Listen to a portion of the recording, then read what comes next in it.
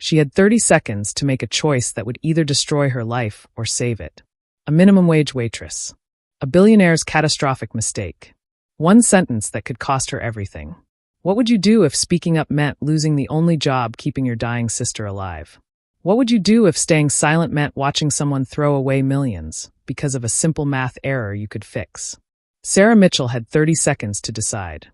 And what happened next didn't just change her life.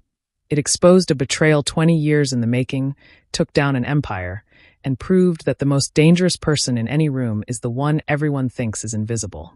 This is the true story of how one moment of courage shattered everything. Stay until the end, because the twist will leave you speechless. Welcome to Voice of Granny. While you are here, please hit the subscribe button and comment your view on the story and where you're watching from. You know that feeling when life has you pinned down so hard you can barely breathe? When every day feels like you're drowning just a little bit more. That's where Sarah Mitchell found herself on a rainy Wednesday morning in downtown Chicago. 27 years old, and she was already exhausted. Not just tired, exhausted deep in her bones, in her soul. She'd been working double shifts at Riley's Diner for 3 years straight. Her feet ached constantly. Her back hurt. And the smell of burnt bacon and cheap coffee had permanently soaked into her skin, her clothes, everything she owned. But the physical pain? That was nothing compared to what waited for her at home. Every evening, Sarah would drag herself back to their tiny apartment where her younger sister, Amy, was fighting cancer. Just 19 years old, and battling a disease that was eating up their lives in every possible way. The medical bills were crushing them. Sarah had a drawer full of red envelopes, final notices, collection letters, threats to send their debt to court. She'd had dreams once. Big ones. Sarah had been studying architecture at the community college. She loved designing buildings, imagining how spaces could make people feel safe, inspired, alive. She was so close to finishing her degree, just 1 year left. But when Amy got sick and their parents had passed away years before, Sarah had to make a choice. School or survival. Dreams or reality. She chose her sister. She always would.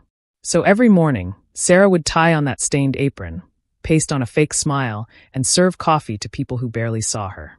To them, she was invisible. Just the waitress. Just someone to bark orders at, someone to leave a $1 tip for if they were feeling generous. This particular Wednesday started like any other. The morning rush was brutal. Business people shouting orders, teenagers making a mess, regulars complaining about everything. Sarah moved through it all like a ghost, refilling cups, clearing plates, apologizing for things that weren't her fault. And then he walked in. The man was different from their usual customers. Everything about him screamed money, from his perfectly tailored navy suit to the way he carried himself like he owned the world. Behind him walked a younger man, also in an expensive suit, but trying way too hard to look important. They sat in booth 7, the one by the window with the cracked seat that Sarah kept meaning to ask her boss to fix. The older man barely looked up when Sarah approached. "Coffee." "Black," he said, his voice rough and impatient. His attention was already on a stack of papers he'd spread across the table. "And for you, sir?" Sarah asked the younger man. He looked at her uniform with disgust, like she was something dirty he'd stepped in. "Same. And hurry up." Sarah brought their coffee, her hand steady despite the bone-deep tiredness. As she set down the cups, her eyes accidentally caught something on the papers spread across the table. Numbers. Lots of numbers. Calculations. Building specifications, architectural plans, construction cost estimates. The older man was working through a formula, calculating the total investment needed for what looked like a massive real estate development project. Multiple buildings. Hundreds of millions of dollars at stake. And his math was completely wrong. Sarah froze. The diner sounds faded away, the clatter of dishes, the hiss of the grill, the chatter of customers. All she could see were those numbers. He was calculating the structural load-bearing requirements, but he'd mixed up the formula. Instead of dividing the weight distribution by the number of support columns, he was multiplying it. The error would make him think he needed twice as much reinforcement as actually necessary. He'd overbilled by millions, no, tens of millions of dollars. The project would become so expensive it wouldn't make financial sense, and he'd probably abandon the whole thing. Sarah knew this because in her previous life, her before life, she'd been brilliant at architectural mathematics. She could see structural equations in her sleep. She'd won awards in college for her calculations. All that knowledge was still there, locked inside her, and used, wasted. The older man was now talking to his companion. The numbers don't work, Derek. The construction costs are too high. We'd need to double our investment just to meet safety standards. I'm killing the project. Derek nodded eagerly. Absolutely, Mr. Harrison. Very wise decision. These downtown developments are too risky anyway. Sarah's heart was pounding. This man was about to walk away from what could be an incredible project because of a simple math error. And something about the way Derek was agreeing so quickly, so enthusiastically, felt wrong. His body language was off. He looked pleased. Relieved. She thought about the red envelopes at home. She thought about Amy's medicine they couldn't afford. She thought about how she'd been invisible for 3 years, how she'd swallowed her pride and her intelligence day after day after day. What did she have left to lose? Her dignity had been paid out in quarters and dimes a long time ago. Her dreams were already dead.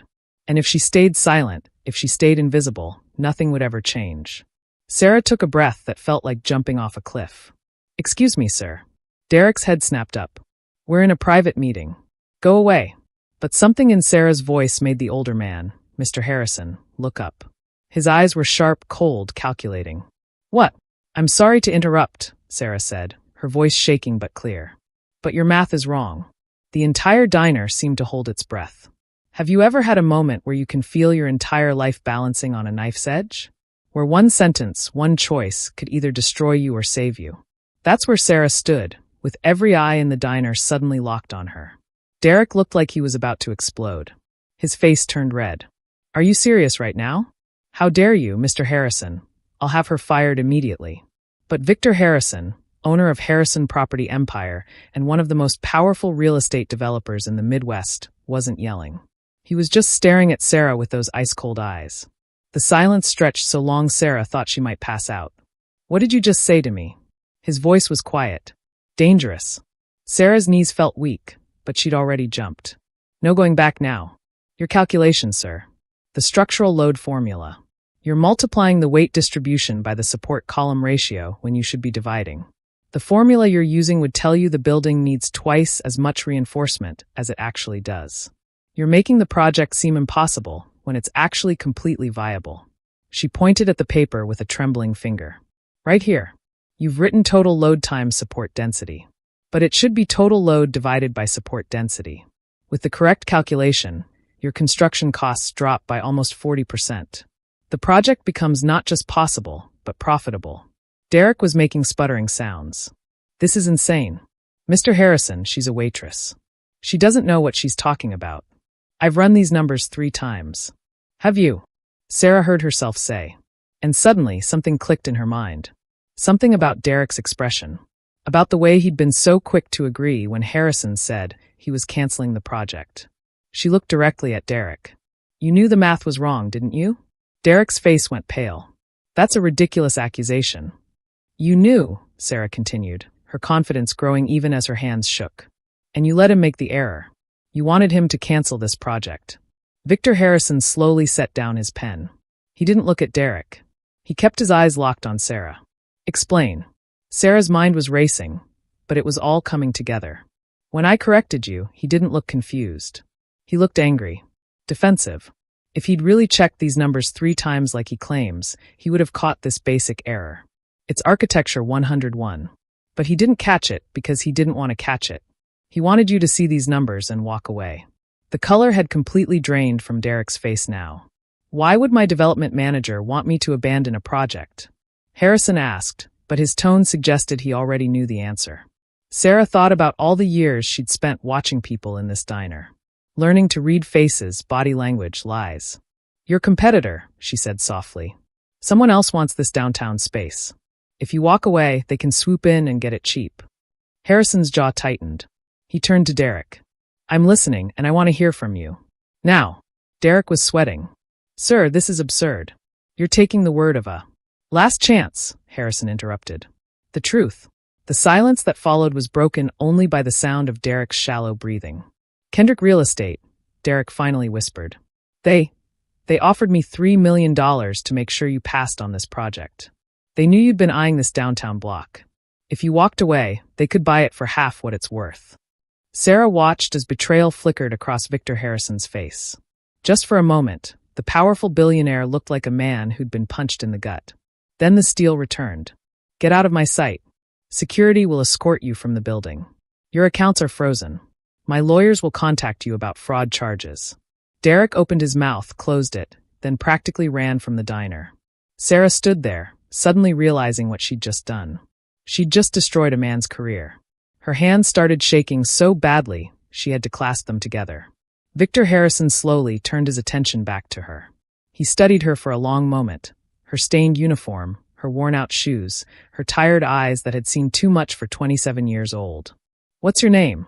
Sarah. Sarah Mitchell. Sarah Mitchell, he repeated as if tasting the words. You just saved me from making a $50 million mistake.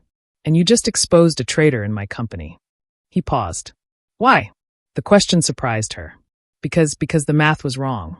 I couldn't just stand there and watch someone make a terrible decision based on bad information. You could have, he pointed out. Most people would have. It wasn't your problem.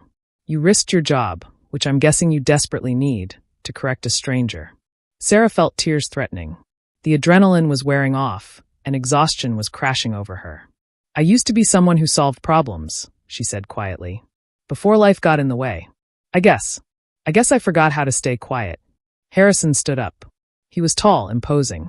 He pulled out his wallet and placed $500 bills on the table. That's for the coffee.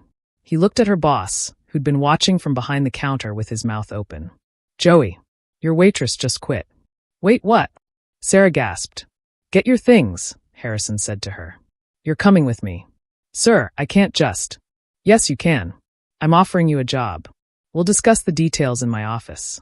But I'm not leaving here without you. Sarah looked at the bills on the table. At her boss. At the life she'd been living. Okay, she whispered. The ride to Harrison Tower was the most surreal experience of Sarah's life. 1 minute she was pouring coffee in a diner that smelled like grease and broken dreams. The next, she was sitting in a luxury car so expensive she was afraid to touch anything, watching the Chicago skyline grow closer. Victor Harrison spent the entire ride on his phone, barking orders, canceling meetings, making calls that clearly terrified whoever was on the other end. Sarah sat in silence, her heart hammering, wondering if this was real or if she'd finally snapped from exhaustion and was hallucinating. They pulled into a private garage beneath Harrison Tower. Sarah had walked past this building 1,000 times, always with her head down, always invisible. Now she was being led through its gleaming corridors like she belonged there. The elevator required Harrison's fingerprint to access the top floor. As they rose, Sarah's ears popped. The numbers climbed 40, 50, 60, 65. Penthouse. The doors opened onto an office that took Sarah's breath away. Floor-to-ceiling windows offered a view of Chicago that made her feel like she was flying. The furniture was minimal, but clearly cost more than she'd earned in her entire life. And the space, the beautiful, soaring space, made her architect's heart ache with longing. Sit, Harrison commanded, gesturing to a chair across from his massive desk. Sarah sat, clutching her cheap purse, very aware of how out of place she looked. Harrison settled into his chair and studied her. You said you used to be someone who solved problems. What happened? So Sarah told him. About architecture school.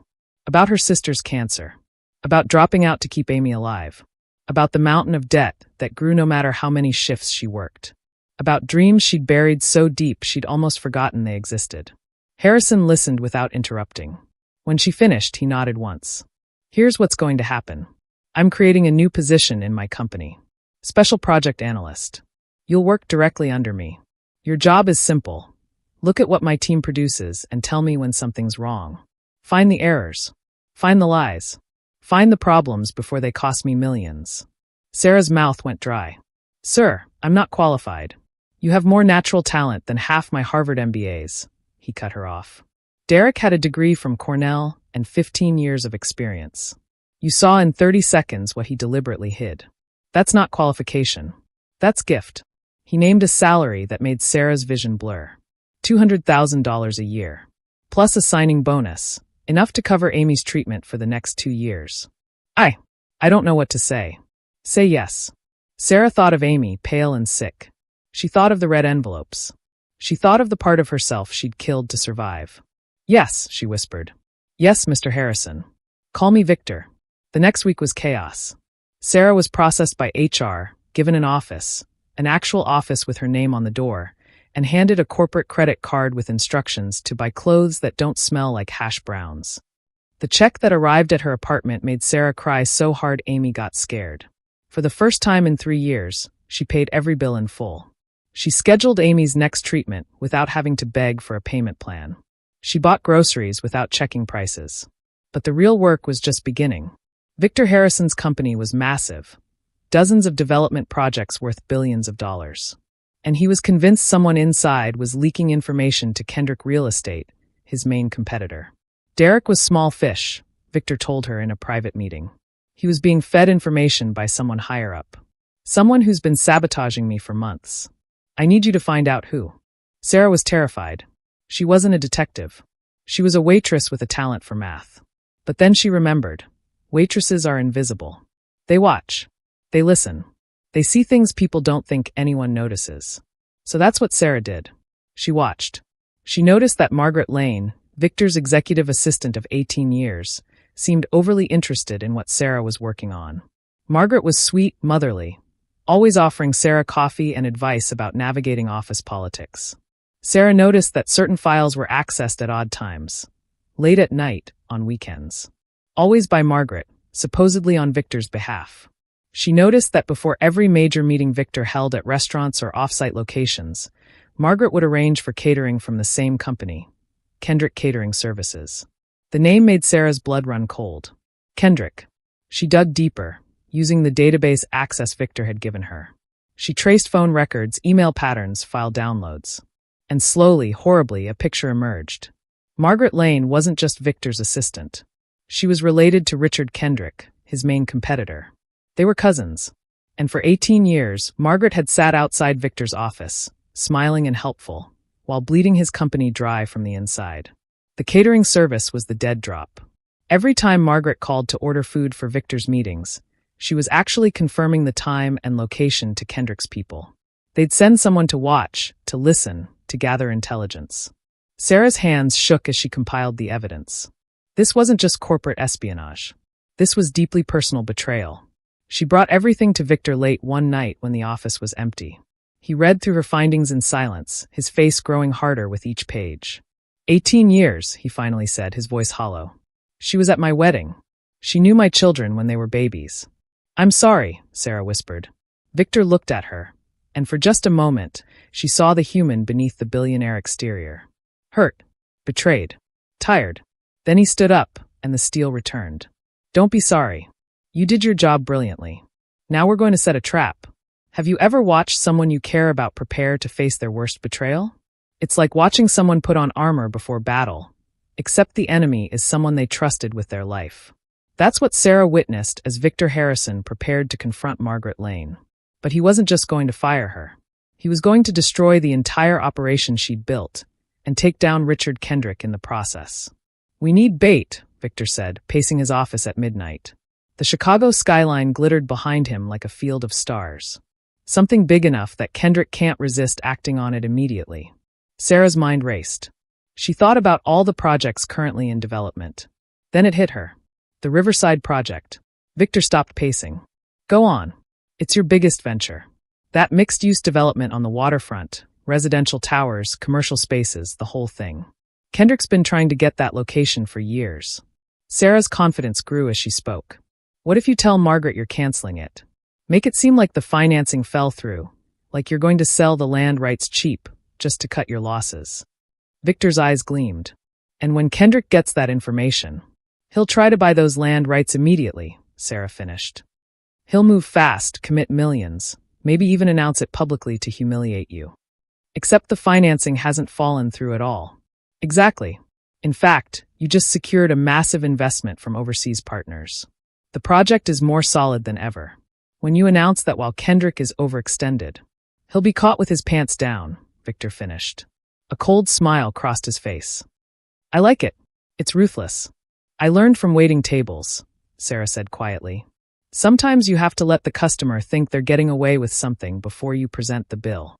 The next morning, Victor called Margaret into his office. Sarah watched from her desk through the glass walls, her stomach in knots. Victor was a brilliant actor. He looked stressed, defeated. Margaret, I need you to prepare documents. We're shutting down the Riverside project. Even from a distance, Sarah could see Margaret's eyes light up, though she quickly covered it with concern. Oh no, Victor. I'm so sorry. What happened? The financing fell through. The international investors pulled out. I'm cutting my losses, selling the land rights for whatever I can get. I need this kept absolutely quiet until I can announce it properly. The board meeting is at 4 p.m. today. Margaret nodded, all sympathy and support. Of course. I'll handle everything discreetly. The moment she left Victor's office, Sarah tracked her movements through the building's security cameras, a system Victor had given her access to. Margaret went straight to the empty conference room. She pulled out a phone, not her work phone, a second device, and made a call. Sarah couldn't hear the conversation, but she could see Margaret's animated gestures, her excited expression. The call lasted 4 minutes. 30 minutes later, Sarah's financial tracking software, set up to monitor Kendrick Real Estate's activities, lit up like a Christmas tree. Kendrick was moving massive amounts of money, calling in favors, preparing for something big. He's taking the bait, Sarah reported to Victor. Good. Let him. The next few hours felt like waiting for an explosion. Sarah couldn't eat, couldn't focus. She just watched the clock tick toward 4 p.m. At 3:45, Margaret knocked on Victor's door.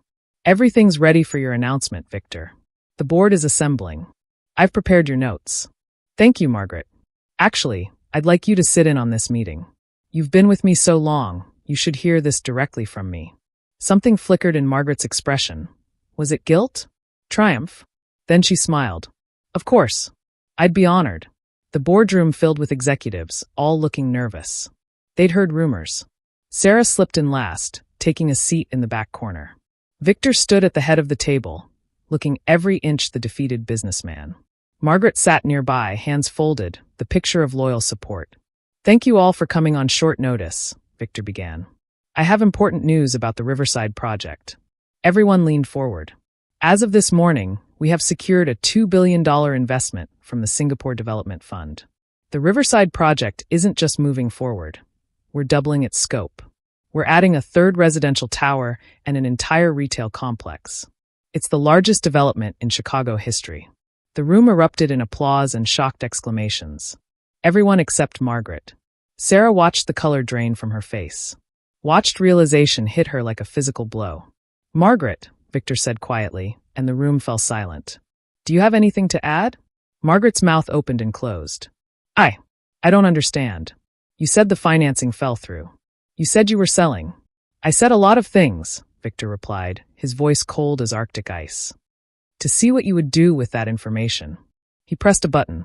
The screen behind him lit up with phone records, financial transfers, emails, security camera footage of Margaret's call that morning. Ladies and gentlemen, Victor continued, for the past 18 years, my trusted assistant has been feeding confidential information to Kendrick Real Estate. Today, based on false information I fed her, Richard Kendrick committed $1.3 billion to purchasing land rights he believed I was selling cheap. Land rights I never intended to sell. He's now catastrophically overextended, and his company will likely face bankruptcy within the week. Margaret stood up, her chair scraping loudly. You don't understand, Victor. You ruined my family. The room gasped. 20 years ago, your company bought out my father's construction business. You called it consolidation. It destroyed him. He died ashamed, broken. Richard is my cousin. We're all that's left of the Lane family. Everything I did was to help him rebuild what you took from us.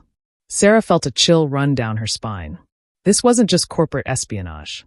This was revenge, 20 years in the making. Victor's face was unreadable. Your father's company was bankrupt long before I acquired it. I saved 300 jobs that would have been lost. But you've believed a lie for 2 decades, and you've built your hatred on that lie. He nodded to security. Escort Ms. Lane from the building. Sometimes the most powerful transformations happen so gradually you don't notice them until you look back and can't recognize the person you used to be. 6 months after Margaret's arrest, Sarah stood in front of the mirror in her new apartment. A beautiful place with actual sunlight and space to breathe, and barely recognized herself. The exhausted waitress who could barely afford ramen was gone. In her place stood a woman in a tailored suit, her hair styled, her eyes bright with purpose and confidence. But the biggest change wasn't on the outside. Sarah had become Victor Harrison's chief strategic officer. She oversaw entire departments. She had her own team. When she walked into Harrison Tower now, people didn't just move out of her way. They sought her out, asking for her insight, her approval, her guidance. The girl who'd been invisible was now impossible to ignore. But she never forgot where she came from. On her desk, in an expensive frame, she kept a simple napkin from Riley's diner. On it was written the formula that had changed her life. The wrong formula that Victor had written that Wednesday morning. She kept it as a reminder. Speak up, even when you're scared.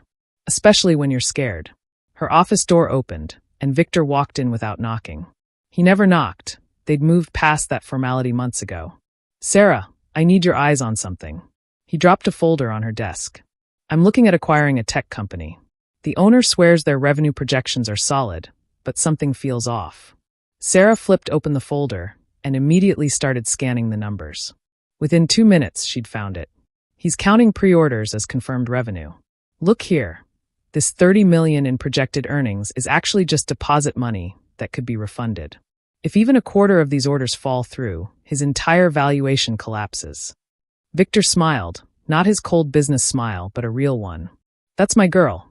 Always finding the lie beneath the numbers. He settled into the chair across from her desk, something he did now when he wanted to talk about more than just business. How's Amy doing? She's cancer-free, Sarah said, her voice catching with emotion even though it had been 3 months since they got the news. The doctors can't believe it. The treatment worked. She's going to be okay. Good. That's really good. They sat in comfortable silence for a moment. Then Victor said, I've been thinking about that day in the diner. Me too. All the time. I was so focused on the numbers, on the deal, on being right, I almost made a catastrophic mistake. Not just with the formula, but with Derek, with Margaret. I'd stopped seeing people clearly. I'd surrounded myself with yes-men and traitors and couldn't tell the difference anymore. Sarah leaned back in her chair. And I was so focused on surviving, on just getting through each day, that I'd forgotten I had a voice worth hearing. I'd made myself invisible. We saved each other that day, Victor said quietly. Yeah, Sarah agreed. I think we did. Her phone buzzed. She glanced at it and smiled. Amy just sent me a photo from her first day back at college. She's studying business. Says she wants to learn to see through liars like her big sister does. Victor laughed. God help the corporate world. After he left, Sarah stood at her window, looking out over Chicago. Somewhere down there was Riley's diner.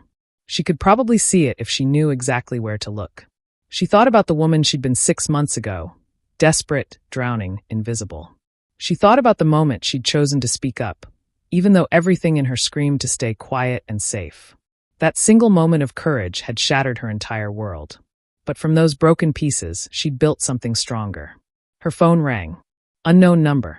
She answered professionally. Sarah Mitchell. Ms. Mitchell, this is Dean Roberts from Chicago University School of Architecture. We've been following your career transformation, and we'd love to discuss you completing your degree with us. Full scholarship, of course. We think your real-world experience combined with your obvious mathematical talents would make you an exceptional architect. Sarah felt tears spring to her eyes. Her old dream, the one she'd buried and mourned, was being handed back to her. Yes. Yes, I'd love to discuss that. After she hung up, she did something she hadn't done in years. She pulled out a sketchbook, one she'd kept hidden in a drawer, filled with building designs she'd drawn during her college days, and she started drawing again. Her hands moved across the page, creating something new. Not the old dreams, but better ones. Bigger ones. Dreams informed by struggle and survival, and the knowledge that she was strong enough to build anything she could imagine. That evening, Sarah did something else she'd started doing every week. She drove back to her old neighborhood and walked into Riley's diner. Joey, her old boss, looked up and grinned. There she is, the famous Sarah Mitchell. Just Sarah, she said, sliding onto a stool at the counter. She ordered coffee, black, just like Victor, and sat there for an hour, talking to the waitresses still working there. She listened to their problems, their dreams, their struggles. And when she left enormous tips and business cards with a note. If you ever need help, call me. Because Sarah understood something now that she hadn't before. Success isn't just about climbing up and leaving everyone else behind. It's about reaching down and pulling others up with you. As she drove home that night, past the glittering towers and the shadowy streets, past the world of the powerful and the world of the invisible, Sarah realized something profound. She existed in both worlds now. And that made her dangerous in the best possible way. The waitress who'd been overlooked had become the woman nobody could ignore. But she'd never forgotten what it felt like to be invisible. And that memory, that understanding, made her unstoppable. Because the people who survive the bottom know something the people born at the top will never understand. When you've already lost everything, you have nothing left to fear. And fear is the only thing that keeps people silent. The end. Sometimes the person pouring your coffee is the smartest person in the room. Sometimes the one you overlook is the one who sees everything. And sometimes all it takes is one moment of courage, one decision to speak up instead of staying silent, to change your entire life. What would you have done in Sarah's place? Would you have risked everything to speak the truth? Let us know in the comments below.